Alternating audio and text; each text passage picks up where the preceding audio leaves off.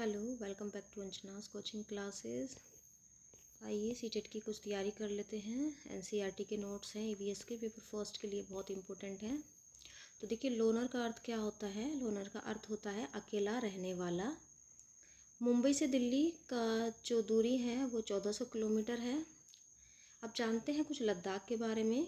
लद्दाख की राजधानी है लेह। भारत का ठंडा रेगिस्तान है, ये सूखा है, समतल और ठंडा रेगिस्तान है। बारिश बहुत कम होती है।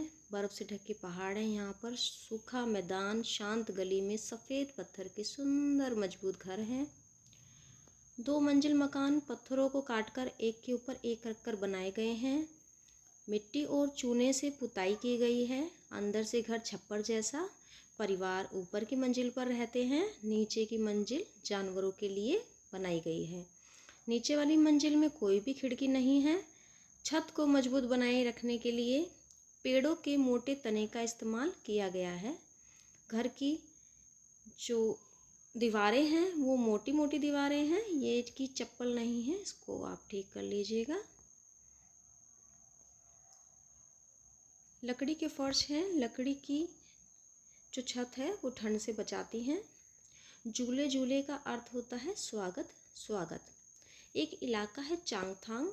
चांगथांग का मतलब है ऐसी जगह जहाँ लोग बहुत कम जाते हैं या रहते हैं।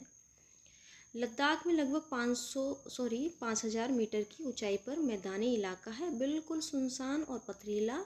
ऊंचाई पर सांस लेने में मुश्किल होती है, कमजोरी महसूस होता। आसमान और पहाड़ों के बीच बहुत से तालाब भी हैं। अब बात करते हैं चांगपा की। सिर्फ 5000 लोग हैं यहाँ पर।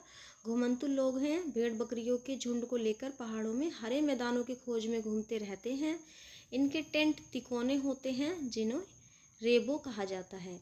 1 घंटे में 70 किलोमीटर की गति से वायु का वेग है यहाँ पर। रेबो के पास ही भेड़ बकरियों को रखने के लिए एक जगह बनी थी। इसे चांगपा या फिर लेखा कहते हैं। पश्मीना ऊन की बात करते हैं। पश्मीना ऊन अंगोरा नामक बकरी से मिलती है। 6 स्वेटरों के बराबर गर्मी होती है इसमें। मोटी बिल्कुल नहीं होती है। यह एक खास नस्ल जो लगभग 5000 मीटर की ऊंचाई पर रह सकती है, बकरियों के बालों से बनती है। सर्दी में तापमान 0 सेंटीग्रेड से भी बहुत कम होता है, -40 डिग्री सेंटीग्रेड तक चला जाता है। एक बुनकर 250 घंटों में एक साधारण सा पश्मीना शॉल तैयार करता है। बकरी के 6 बाल मिलकर जो हमारा सर है उसके 1 बाल की मोटाई के बराबर होते हैं। तापमान को किस में मापते हैं? सेल्सियस में। कश्मीरी लोग अपने खाने के लिए रोटी घर में नहीं बनाते हैं, दुकान या बेकरी से ही खरीदते हैं। अब बात करते हैं श्रीनगर की। हाउस बोट 80 फुट तक लंबे होते हैं और बीच से चौड़ाई 8 से 9 फीट होती है।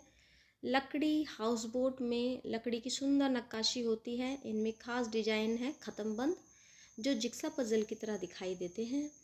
पुराने घरों की खासियत जालीदार खिड़कियां हैं। यह बाहर की ओर उभरी हुई होती हैं, इन्हें डब कहते हैं। इनमें बैठकर बाहर का नज़ारा बढ़िया दिखता है। बोट की तरह बने लकड़ी के डोंगे पानी पर तैरते हैं। श्रीनगर की डल झील और झेलम नदी में इन लोगों के कई परिवार रहते हैं। मकान की तरह इस डोंगे में भी अलग अलग कमरे होते हैं। पत्थरों को काटकर एक के ऊपर एक रखकर बनाए गए घर कश्मीर के गांवों में दिखते हैं। पत्थरों के ऊपर मिट्टी की पुताई की जाती है और लकड़ी का भी उपयोग किया जाता है। छत ढलवा होती है। पुराने घरों की खासियत पत्थर, ईंट और लकड़ी को मिलकर बनाना है। घरों के दरवाजे, खिड़की ऊपर डिजाइनदार मेहराब होते हैं। आपको क्लास पसंद आए तो लाइक शेयर सब्सक्राइब कीजिएगा, अच्छे से तैयारी कीजिएगा।